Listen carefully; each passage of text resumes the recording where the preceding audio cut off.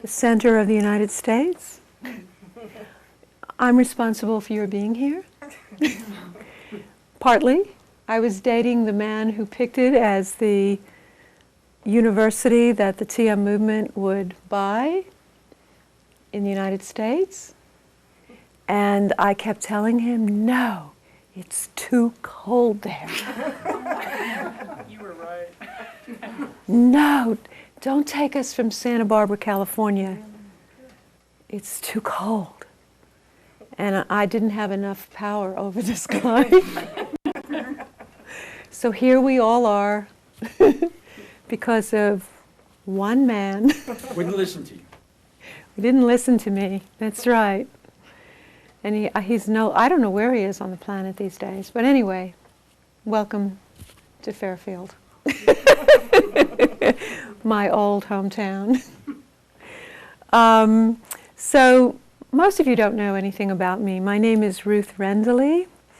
I currently live in the Blue Mountains west of Sydney, Australia. I tend to be a wanderer on this planet. I was born in New York City, Brooklyn to be exact.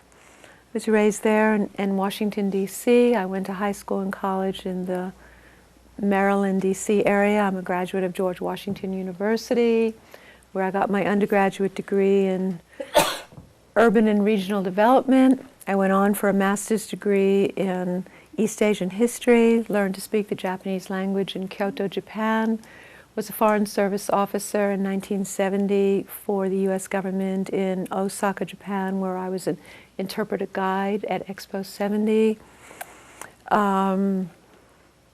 Subsequent to all that, I learned transcendental meditation and became a teacher of TM, governor of TM.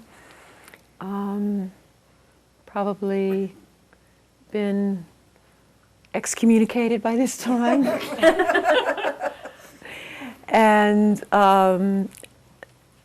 then eventually, through a lot of processes, came around to realizing that I was very psychic, that I could read people's past lives, that I could read people's future lives, that I could work on a soul level with everyone, or that everyone that came to me started in Tokyo when I was living there between 1985 and 1990.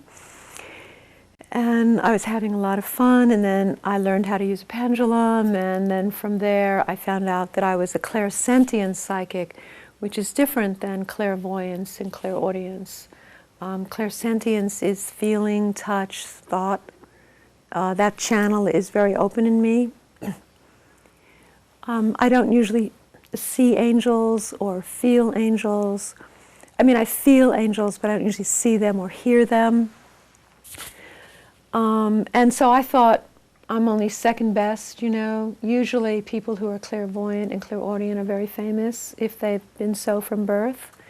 But as I talk about in my new book, Seraphim Blueprint, The Power of Angel Healing, I mentioned that, you know, I didn't have anyone in my family that was especially psychic. I'm not like third or fourth generation psychic. It's just started pretty much with me, although my Aunt Pauline could correctly guess horse races.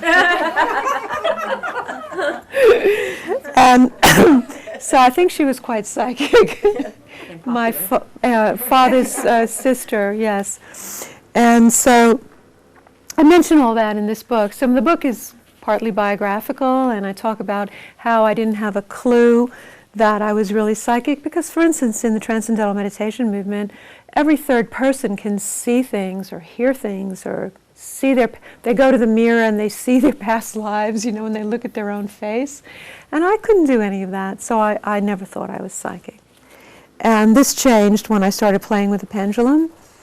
And so I learned that you can basically be psychic through any of the 5 channels, you know, any of the 5 senses. I've created words for the less popular ones, like smell, clairolfactance, taste, clairgustance, These are my words. So I haven't met anyone who's psychic through their taste buds yet, but I am psychic through smell. And it's very useful if there were to be a fire, because I can smell smoke 5 minutes before anything smoky happens. So that's a very useful one. Well, tonight you're here because of a very powerful angel. And I guess he's in the room with us. I think I called him a few hours ago and told him it was important that we do this right. And he seems to be here. So he's very large. I won't describe him. If you see him during the evening, you can tell me what he looks like. Because I've never seen him, actually. But I do communicate with him very strongly. And it's, I'm very, very blessed to have this connection, basically. And what my work is about is sharing the connection with this seraph. Usually seraphim don't interact with human beings. They're responsible for having the galaxy run smoothly.